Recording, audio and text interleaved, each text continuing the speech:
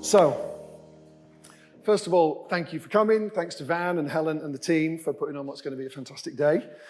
So I'd like to spend a few minutes just talking about what I think is one of the most important aspects of HMO investing, and that is design.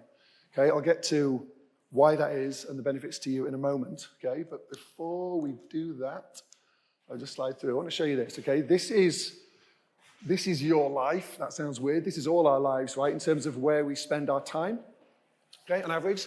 So the green at the top, okay, represents the time we spend outside. On average in Europe, we spend less than 10% of our time outside, okay? That means 90% of our time we're spending inside buildings, okay? About a quarter of it, 25%, we're spending in buildings which aren't your home, so your office, the shops, the doctor's surgery, whatever it may be, places like this.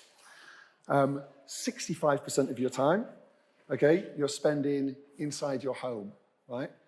So what that means is if you're 40, right, I was going to say hands up if you're 40 or over. It might be easier to go hands down. Come on, who's over 40, 40 or more, right? Good, thank you for being honest. That means you spent 36 years of your life inside buildings, okay? It's frightening, right? 26 of them, okay, you've spent inside your home. Okay, so where we live has a massive, massive impact on our quality of life. Okay, on our health, on our productivity, right, on our relationships, on our well-being. Okay, and this isn't kind of abstract stuff, okay, that kind of designers make up to push design. Okay, it's been studied, there's research on it, we've researched it, we've got data on it. Okay, a few examples, there's many, but just a few. In well-designed workplaces, people can be up to 25% more productive, okay? Just think about that for a minute. If you were 25% more productive, what would happen at year end, right? Or if your staff were 25% more productive, okay? Kids in school, right, in well-designed classrooms that are kind of biophilic can learn up to 20% faster. And biophilic is just a fancy word, really, for design that connects people with nature, okay? So it could be materials, natural materials, it could be light, it could be views.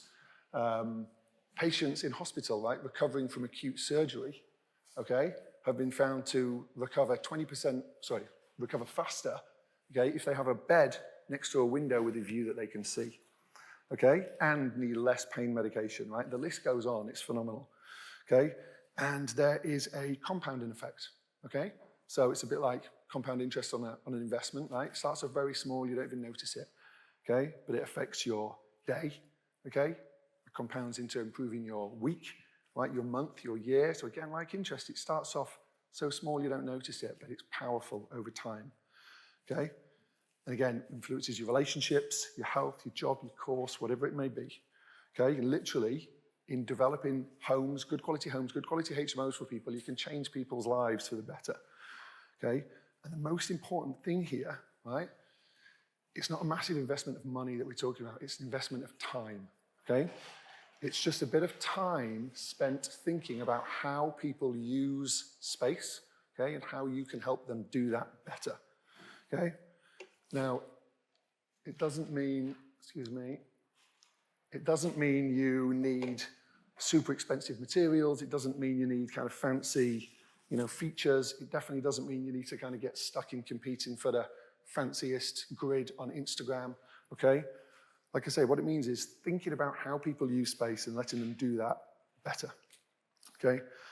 I had a conversation with someone, I don't know, a couple of months ago, big into HMOs, and we were talking about design, we were talking about HMOs, and he said, at the end of it, he said, are you happy? I said, I love this, but are you really happy to kind of accept lower returns because you're investing so much in design? I thought, shit, I've been communicating this all along, right? We don't get lower returns because we're investing in design, okay? We get higher returns, okay? We're making more money, okay? More and more people, more and more young people, okay, are choosing homes which support their well-being, okay? They're not articulating it like that necessarily, okay? They might not be coming and saying, using the word well-being, but they're choosing homes with better designed workspaces, for example, right? Because guess what? Everyone's working from home now, more and more, or they're students and they're studying, okay? They're choosing places with more natural light in their bedrooms, okay? And I'm literally talking about survey responses. They're saying we want more natural light in our bedrooms, right? How easy is that to control for you, okay? Yeah, different colors, different blinds, different curtains, okay? Really, really simple, okay? They're choosing places with better social spaces. Again, not necessarily fancy, okay, but spacious, well-furnished, well-equipped, okay? And they're choosing places with better support, okay? Better management that supports their needs, okay? And this isn't just our opinion, okay, or what we find. We do find it, and it is kind of what we see, right? Knight Frank studied 20,000 young people last year. This is exactly what they found, A, in survey responses, and B, in what they're actually choosing, okay? They're wanting to spend their money on well-designed homes, okay, which support them and their needs, okay? So, yes, there's been a cost of living crisis, but actually what we see is people being more discerning, okay, and really wanting to spend their money wisely and being happy to spend a little bit more, okay, because they're getting something that they value. And obviously, if you're going to give someone that somebody, something that they value, right, you're going to get rewarded in return. Excuse me.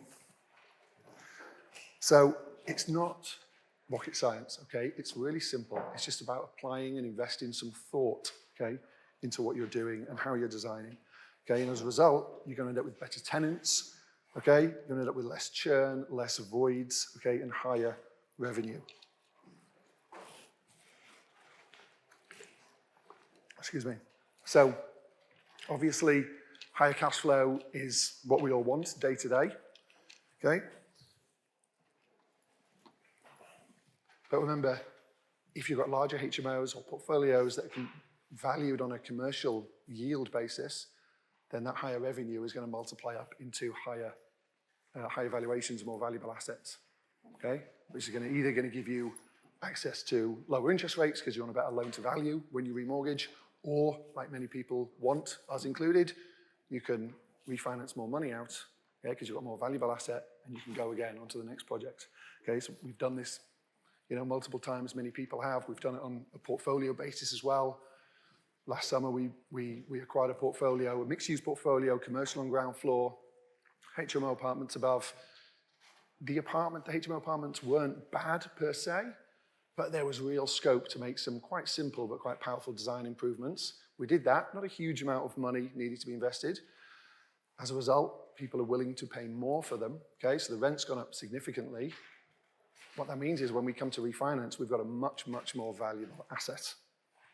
So, going back to my conversation with my friend, it's not a choice between investing money in design or investing in design and earning more, okay? It's both. So, yes, design, like I say, for me, it's one of the most important aspects. Lots of people say, raising finance, finding deals, doing the renovation, filling rooms, they're the most important aspects. It's this kind of, these four things. That's what you need to focus on to be a successful HMO investor. I get that. Obviously, those are important. Look, they're essential. The way I see it, design is the most important aspect, okay?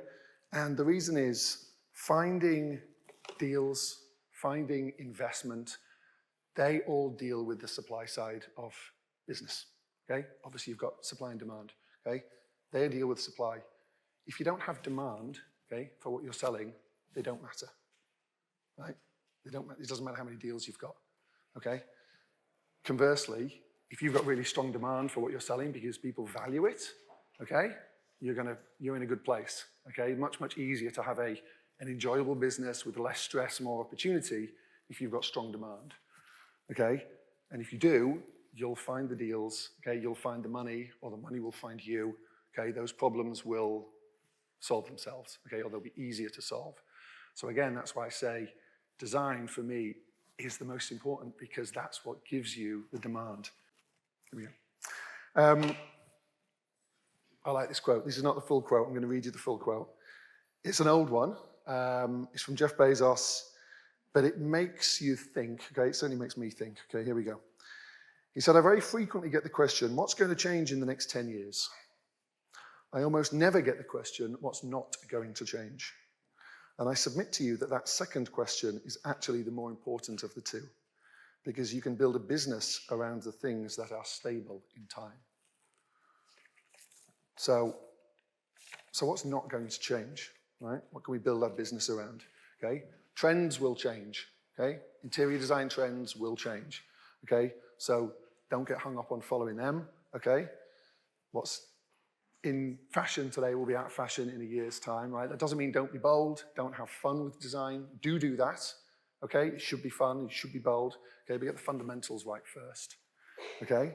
So again, what's not going to change, right? People will obviously always need homes, but they will also always need to look after their well-being, okay? They're always going to need community, okay, and friendship, right?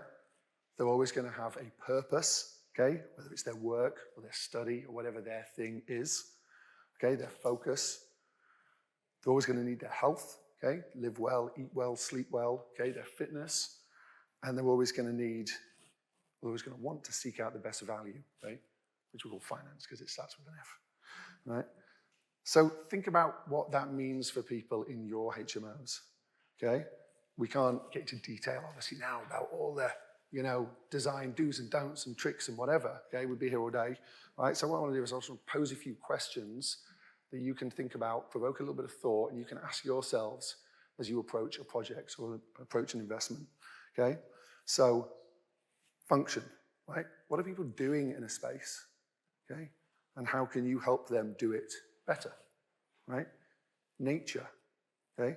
How can we connect people with nature, right? Because in addition to those benefits we were speaking about earlier, right? It's been shown that people will pay more, up to a quarter more, for the exact same products and services, right? When they're in a green and leafy environment compared to somewhere that isn't, okay? Again, incredibly simple, incredibly powerful, yeah? Humans have kind of evolved civilization dramatically, but our caveman brains haven't evolved that much, right? We like nature. It's kind of hardwired, okay? Comfort, right? How can we make somewhere more comfortable, okay? Not just sofas and mattresses, obviously they're important, okay? But thinking about noise, okay? Thinking about air quality, thinking about temperature, okay? Depends on your scale of your project, obviously, okay? But think about those things, right? Control, okay? It's a funny one, right? But study after study shows that when we are able to exert some control over our environment, right, or when we're able to personalize it, right, we're happier, even if we don't actually exert any control, okay? Even if we don't personalize it at all, just the knowledge that we can, if we choose, okay, makes people happier, right? So think about that, okay? We all want happier tenants. That's good for business, okay? And then beauty, right? Design should make things beautiful, okay? So think about how spaces make people feel, okay? Do they want to be bold and stimulating and invigorating, okay, and fun? Do they want to be calm, okay? Do they want to be focused? So think about different spaces, okay? Think about character and how places make people feel. Think about how they make you feel, okay? So when you approach a project, just invest time, okay? Invest some time up front, okay, thinking about those 5 things. Yeah, function, nature, comfort, control, beauty, okay? And I promise you, you'll not just improve your bottom line, right? You'll have a positive impact on people's lives, okay? Lots of people's lives, in fact, as they pass through your HMOs, okay? So I think, this industry, I love it. I think it's fantastic. I think we're lucky to work in an industry where A, we can get paid, and B, we can do it in a way that can have a positive impact on people's lives, okay? No matter what The Guardian says, okay? Right? We can have a positive impact on people's lives, and we should do, okay? So to wrap up, I would say take that opportunity, enjoy it, invest time in design and the thought process, okay? And good luck with your next projects. Thank you.